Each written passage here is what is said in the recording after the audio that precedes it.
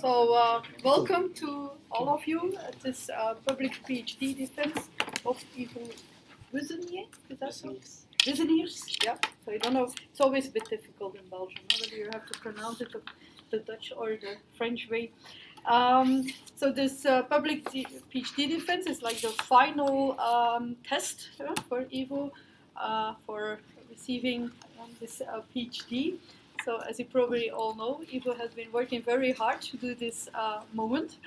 He started his adventure for the PhD 6 years ago, if I'm not mistaken. Like last week, we had also a private PhD defense, so where the committee was able to ask questions. And because we like to work, Ivo was allowed to give his presentation today to all of you, so in public. So there will be a presentation of about 40 minutes.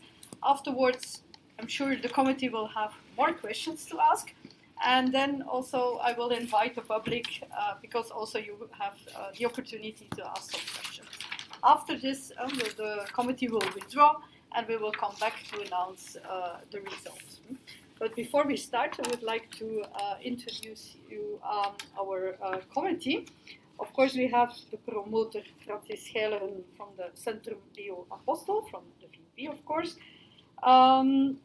Then we have our external committee members. So happy to welcome Jeff Johnson from Open University UK, as well as Harry Halpin.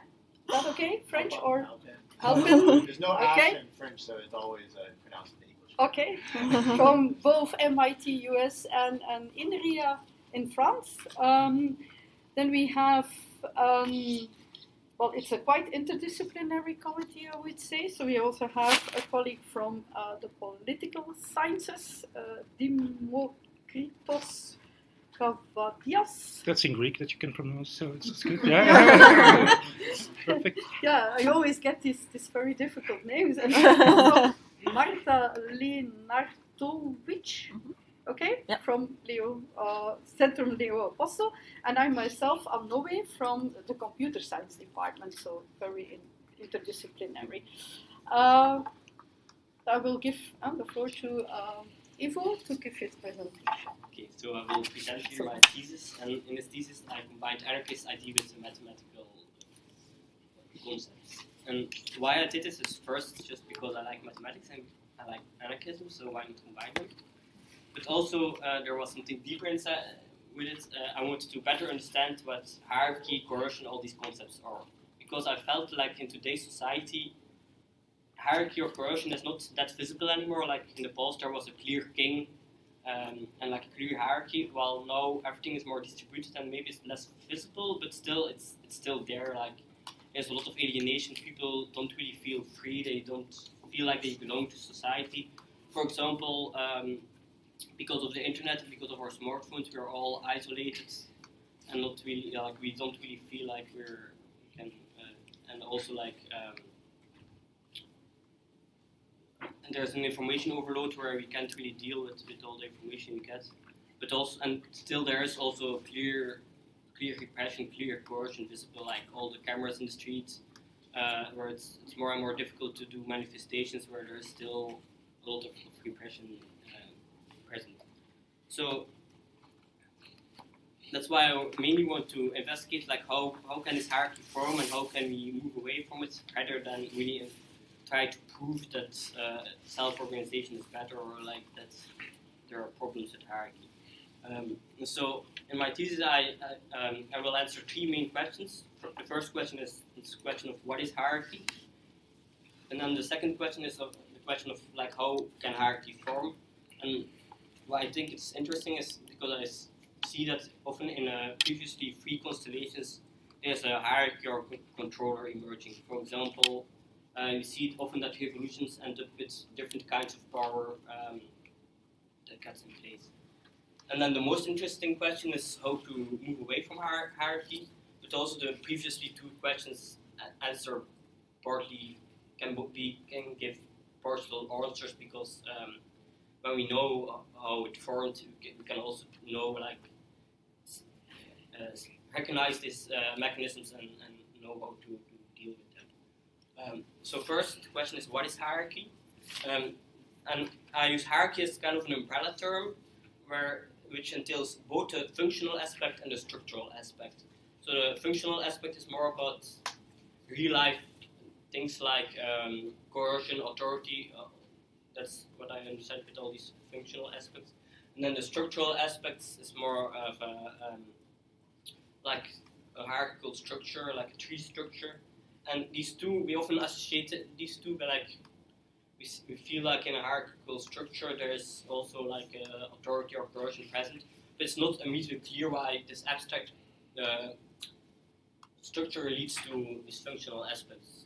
So that's why I will explain a bit more why it's the case. But first I will explain the functional aspect, and then I will explain the structural aspect and explain how it relates to the functional one.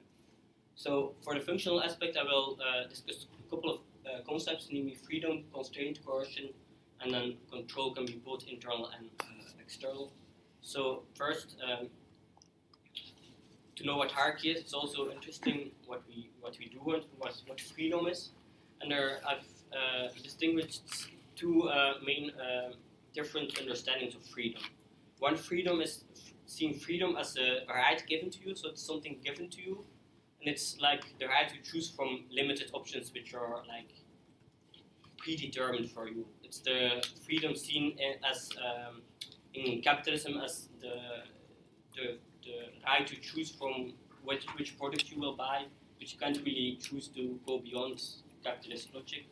Or it's the freedom in democracy where you can choose your own leader, but you cannot really choose to live without leaders or to live differently.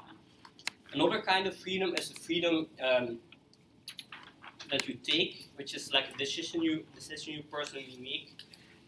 So it's a freedom about breaking out of the constraints put on you, but creating possibilities which were like not yet imagined.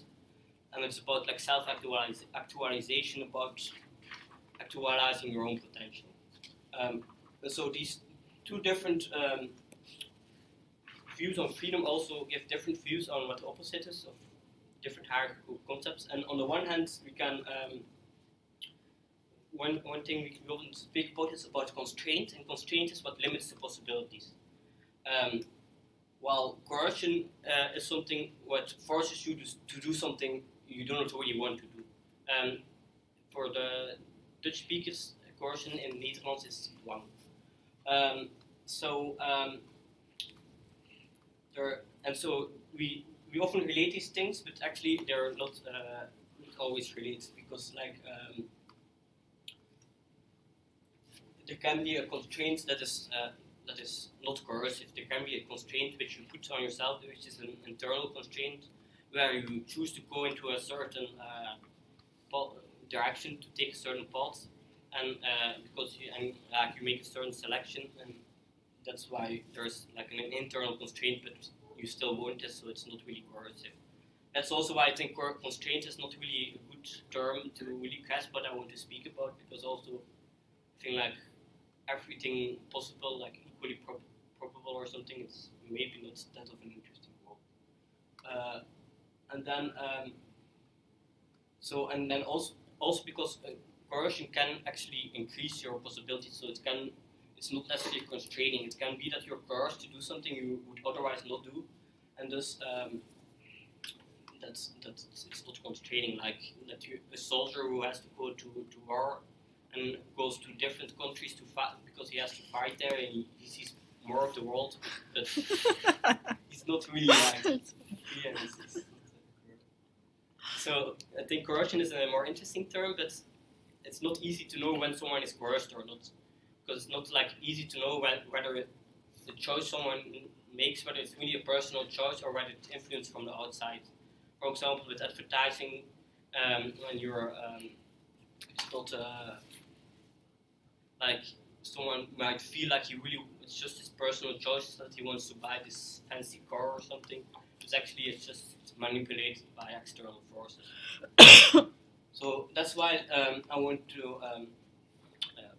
And this external determination, so it makes that you're vulnerable for coercion, because it means that when there's an external determination, you don't you have no influence on the output, so you cannot influence it. So it's often not something you want, but in theory it could be wanted, the output could be wanted. But still there's a dependence relationship here, because you cannot decide the output yourself, so you depend on an external force to get what you want.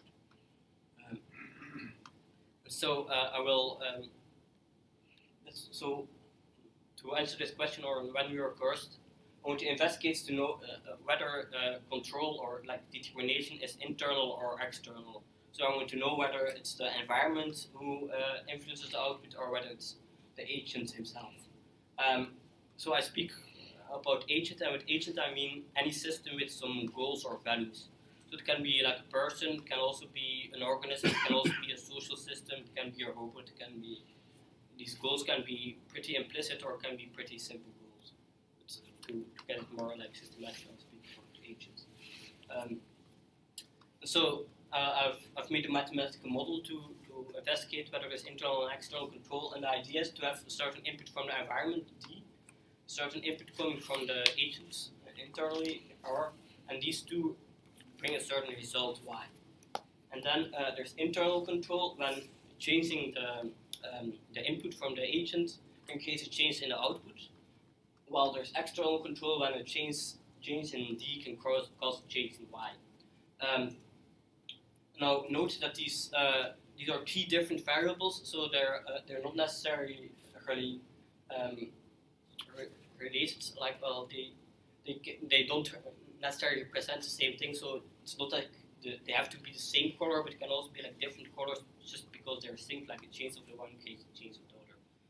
And that's why it's we need a measurement of variation to measure this, because we want to measure the variation, in how far choosing a certain input can decrease variation in the output. So we want to have a measurement of what variation is, because we want to compare it with these different variables.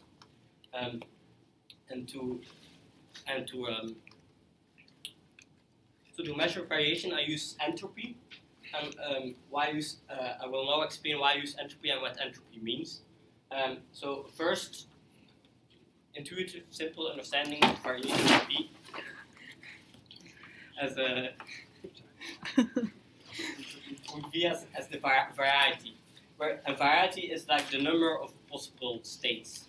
So, but we see that in both these figures, the variety is 5 because there are 5 different colors possible. While we would say that in the figure above there's less variation than below, because most of the time the color is yellow. And that's why I use the measurement of entropy. Entropy measures the uncertainty of what you get when you would take randomly a figure. So this takes probabilities into account. The formula you can find below for those, but I won't explain how the formula works, just for those who want to figure it out. But the basic idea is that you look to probabilities. So you look to the uncertainty, and so there is a low entropy in the figure below on top, because most of the time you will get a yellow figure. So you're pretty certain when you would pick a figure that will be yellow. While below, every color is equally probable. So you're pretty uncertain on which color you would get. So you have a high entropy, and so this is a measurement of variation. But now what we want to measure is the variation of the outputs given certain inputs. That's why we want to have like a conditional entropy. We want to have the variation of a certain variable when another variable is known. And that's what the conditional entropy measures. And so to explain this, I give two cases. Like in this case, when we know the color, the position of the arms and legs, so the limbs, is known. Assume when we have a yellow figure, we know the hands will be on top. So the conditional entropy is 0.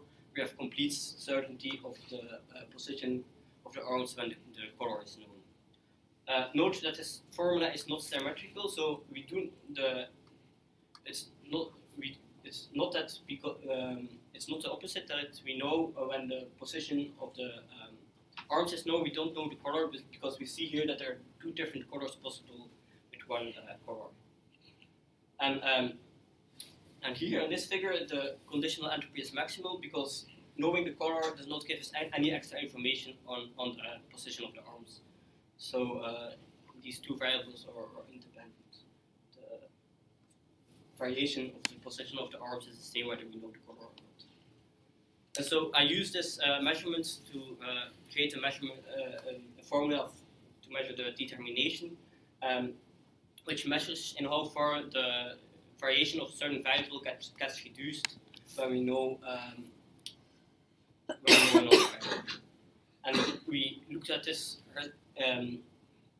in comparison to the total normal entropy, so that this measurement is always between 0 and 1. So to explain this formula, when this conditional entropy is 0, knowing one means that knowing one variable gives us complete information on the other. So the determination is 1. The one we can choose a certain this variable at a certain state, and then we can determine the output of the other variable. Well, if the conditional entropy is maximal, then these two variables are independent, and we see that indeed in the formula the determination is 0. The one variable cannot determine the other variable. So this formula can be useful on its own, but I've developed it to measure the internal and external control. And so here the idea is that the internal control is the determination that input from the agent R has on the output. It means that when we can choose certain inputs, and then this will result in a certain output. So choosing R can influence the output. And there's no internal control when we choose R, it doesn't influence the output. And then external control is the same, but for the influence from the environment D. And so there's external control when changing the D creates a different Y, while there's no external control when a different D does not give us a different result.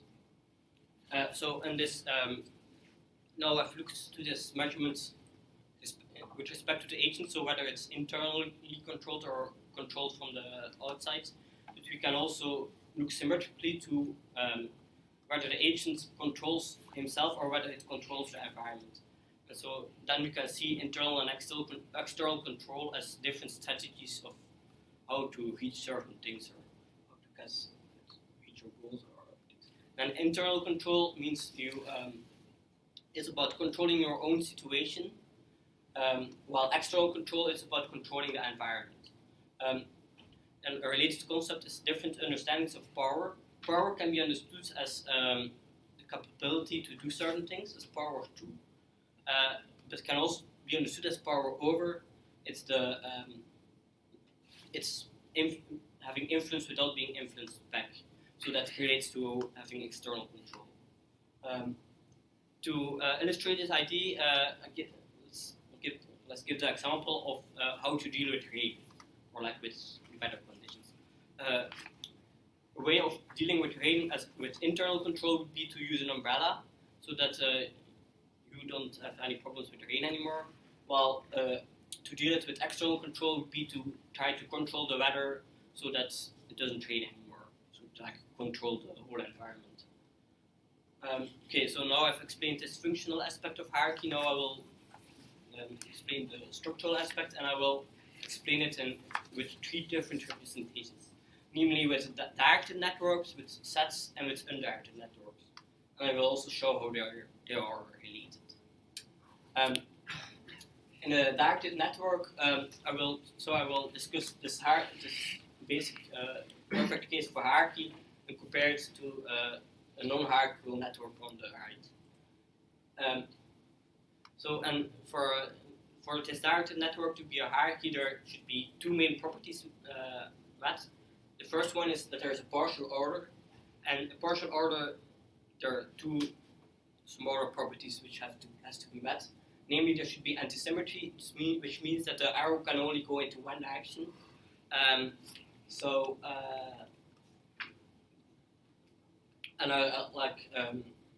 will call this arrow influence to relate it to functional aspect, but in general, this arrow can mean anything. It's a relation from one element to another.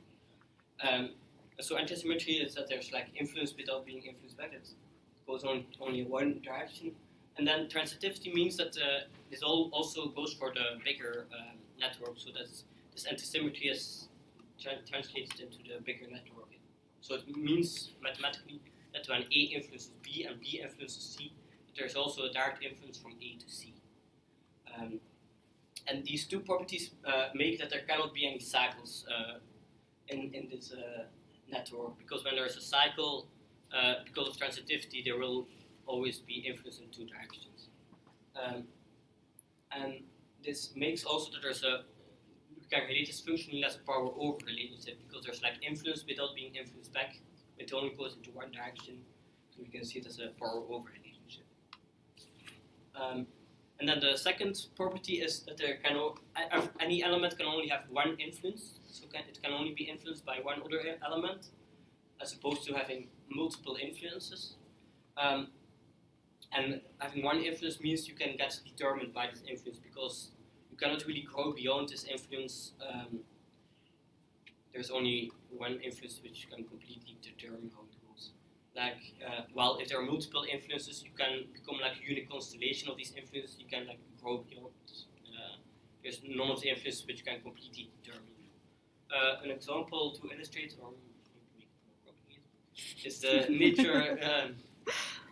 Is the nature versus nurture debate. So there's a debate whether we are determined by nature or nurture, so whether we are determined by our biological conditions or by the culture.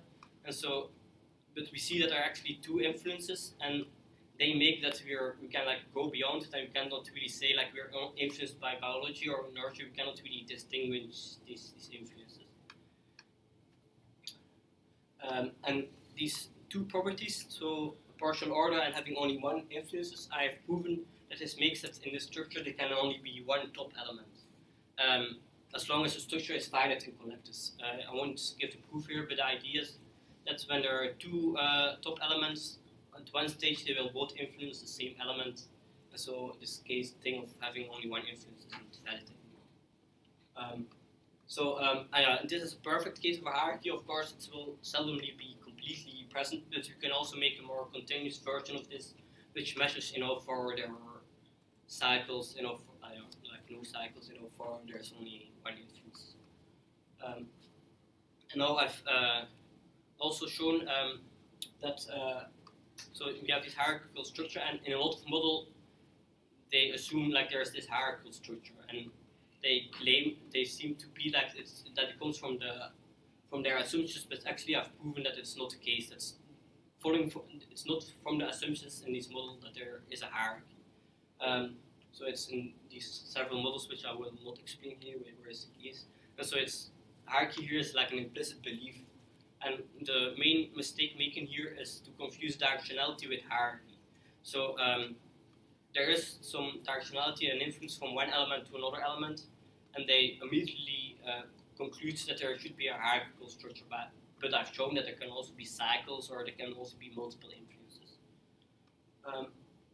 Okay, so now I will explain how hierarchy works in sets, and we can have, so I will compare a hierarchical structure with a non-hierarchical structure. In a hierarchy, we have like a large set with several smaller sets inside, with even smaller sets inside. Where, for example, hierarchy is often represented like this. For example, that there's like a big clan with several tribes inside, with several families inside. While a non-hierarchical structure would be that there are a lot of overlapping sets. For example, we belong to different groups, and none of these groups is completely contained into the other group. There are always people which are not part of one of the groups. And actually, this representation we can also represent it with this directed network, because we can define a certain relationship so that in this the hierarchical network case, there's like the bigger set influences the smaller sets, which influences or relates to the even smaller sets. While in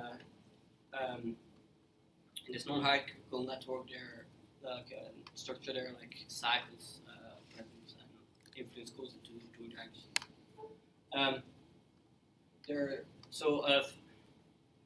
And we can relate it to what I call universality versus local coherence. So it's universality is the idea to always need like one main idea, or like one main decision, one main thing, which is divided into several sub-ideas, which is divided into several even smaller ideas. But ideas can also be there can also be a lot of related ideas, where none of the ideas is more important than the other ideas. And that's also how my thesis is structured. There's not like really one main thesis inside my thesis, but there are a lot of related ideas which connect together. Another example to illustrate this is different views on struggles. So there is a view that the economical struggle is the most important, and all the other struggles are subordinated to it. Because it's the idea that when the economical problems would be solved, that the other problems like of race or gender would also be solved. Then there's another idea which says that struggles are related, that there's not like one most important struggle, but one struggle can reinforce another struggle and they can work together. Okay, now I will discuss undirected networks, and why I want to also discuss undirected networks is because often there is I want to investigate in an undirected network what hierarchy is, and why I want to investigate this is because often locally the relation is symmetrical, while because of the bigger structure there's like still an asymmetry. For example, a relationship with the boss would seem locally that there is it's symmetrical, like both can speak and listen, but we know that because of the bigger structure it's actually not the case, that there's one person who has more influence than the other, that both have social roles and they can't just like do what they want. So that's why I will investigate this in an undirected hierarchy and an undirected network. And here, hierarchy is understood as when there are different clusters which connect, which are isolated, and they only connect through a leading node, which form like a bigger cluster, and these clusters then connect into an even bigger cluster. So there is that like nodes which don't have a lot of connections, they depend on another node to go through the network. They cannot.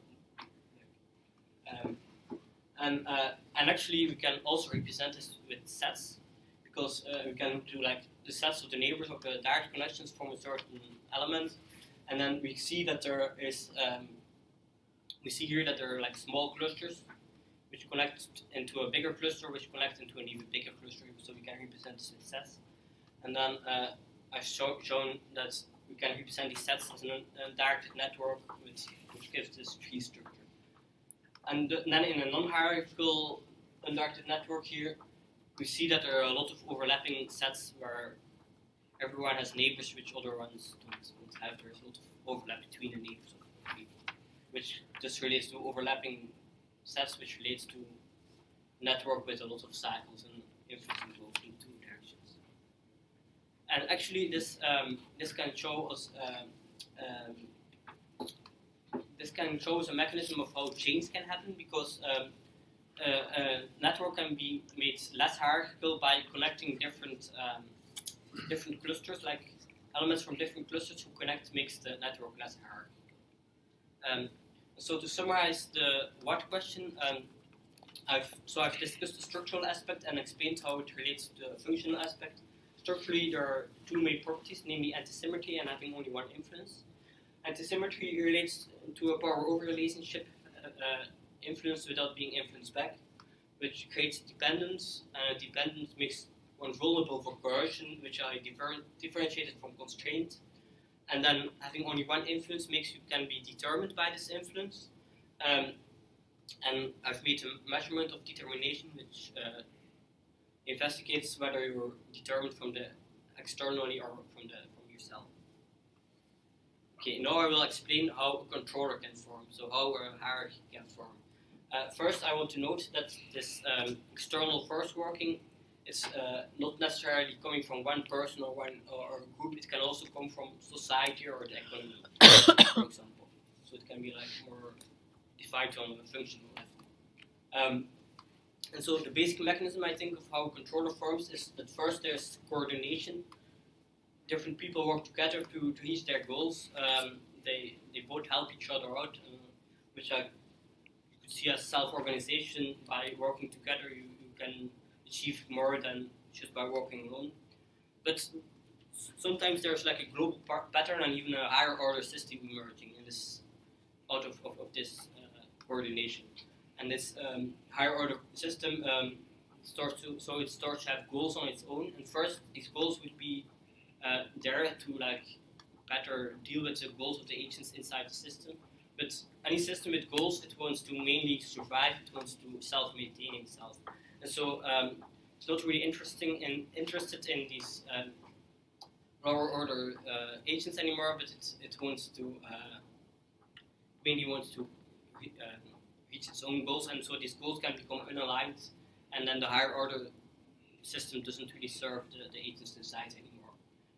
You can see it with organizations where we form organizations to reach, for example, a common goal, but after a while this organization seems to just has a life on its own, and we don't really know why we still keep it alive, because it doesn't really feel satisfying for ourselves anymore. We can also see it inside our own mind, where an idea fix can form. It's an idea that starts to that you start to serve. So first you can have an idea which serves you, but then after a while it can be that you serve the idea instead of the idea serving you. You can see it with dogmas arising, for example, religion, but it can also be humanism, or it can also be with addiction that we see these things, or with depression. We see these mechanisms. And then socially, you can also explain this a bit more with social power. Social power means that the power comes from the whole group, the whole social system or society, and not from one individual. And so we see how this works is that there is an alignment, that because everybody goes into a certain direction, it's difficult to go somewhere else. So we see it with conformitism, with social norms arising. And also because when you also start to go into the same direction because you feel the pressure, you actually contribute to the social power and you make it stronger. So that's kind of the mechanism of social power. And then so here there's an influence from the bigger system on the lower agents, but there can also be an influence in two directions. And I will explain this with an explanation on biological evolution. It can be also other evolution. So the standard view of evolution is that there is a fixed environment, and species adapt in this environment to have a higher fitness. But actually, there can also be a co-evolution where acts of the agents change this environment, and then also create different states here are fitter than other. And we see that with humans because we live in a human environment, and we clearly created our own environment, and we're not in the jungle anymore. And that's also why often the survival of the fittest argument is used by capitalists for different reasons. And so the flaw here is that actually we have created the environment where certain firms, for example, are the fittest. Well, if we would have another environment, it won't be the case. And in this argument, this environment is not really questioned. If you put a successful businessman in the jungle, he won't survive. So I'm not sure about that. Maybe they have something psychotic, but.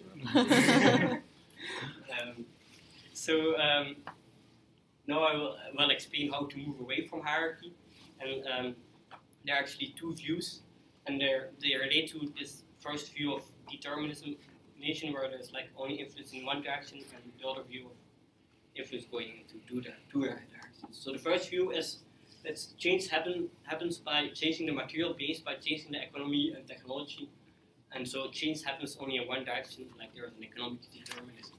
It's the idea that hierarchy emerged because of agriculture, because of different economical circumstances, which made it easier for poverty to exist and for hierarchy to exist. And it's also the view that hierarchy would disappear when different economical or technological conditions would be there. For example, that the internet will make everything more distributed, which would make hierarchy disappear. But this view already existed. In the past, there was the idea that electricity would make everything more distributed, because before there was one big steam engine So you needed big factories because they depend on one big steel factory, which was pretty central to the factory. Then there was the idea that electricity would help this. So another view considers that humans can also have an influence. So it focuses on human agency, and it's the view that choices of people can create different societies. So it's the idea that there can be no hierarchy when there is a mechanism to prevent hierarchy from happening. I've called this mechanism constant opposition, which is the idea to constantly oppose any seed of hierarchy or coercion when everything merges. To explain this, and also other ideas I've presented so far, is like, okay, so consider we have a hierarchical structure, then we can oppose this by, for example, connecting elements from different clusters, which I show in the Undirected network, but it can also happen in different ways. And then, so this hierarchy can be tiered down, and then there can be a coordination emerging. But out of this coordination, it's not necessarily, but it can happen that there is like a new controller emerging, like a new hierarchical structure, for example, with social power. And then, so I think it's important to recognize this mechanism and oppose it as soon as we see that it starts to emerge. I've also made a small simulation to explain, to like illustrate this mechanism of constant opposition. I want to explain the simulation here in depth, but I will just explain the mechanisms by which it works. So the idea is that there's a Hitch-Getting-Hitch. First, there's a Hitch-Getting-Hitch effect. So it's like you can see it with money. That's the more money you have, the more you gain. But it can also represent another thing like power or another abstract variable. But keep in mind money for the so this Hitch-Getting-Hitch effect, it creates a power law, which means that most of the people don't have a lot, while there are a couple of people who have the most. Like most of the things are in the hands of a couple of people. So so we see these effects and this mechanism in society. But now I've created a mechanism of how to oppose it, and it's the idea that instead of Asians taking equally from everyone, they take from the one who has the most.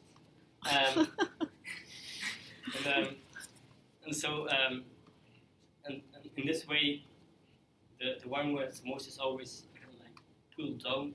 And this creates a more equal distribution where there are less differences. There are still differences, but they're less strong. And more importantly, it constantly changes. So it's dynamical. It's never the same person who has the most. It constantly changes. Okay, so to conclude,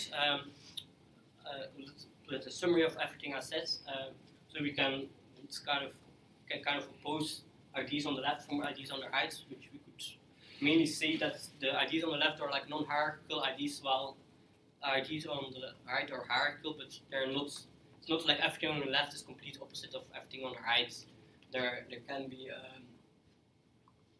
there are like more one-on-one differences. So a non-hierarchical way of thinking would be to focus on a local coherence, so having different ideas which are connected instead of wanting like one main idea or one main decision, to like focus on universality, which is like a hierarchical way of thinking where there's an anti-symmetry.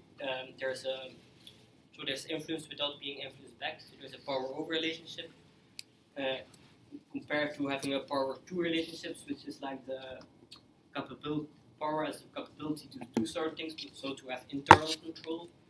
And here there's a focus on co-evolution, so influence can happen in two directions instead of a determinism where influence only happens in one direction, which is the case with like this power-over thing. And here the idea is that change happens because of a change in the material base. And it is, while we could also see that there can be a human agency, like that humans can also create a change, which is more of a view happening in anarchism as opposed to Marxism, which in which it's more focused on this economical circumstances. There can be a mechanism of constant opposition which constantly opposes the formation of a controller that emerges.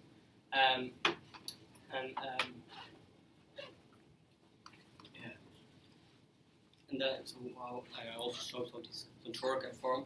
And so with constant opposition, freedom is seen as something that you take as a decision you make, as opposed to a right that is given to you as something that's simply given to you. That was my interpretation. Thank you.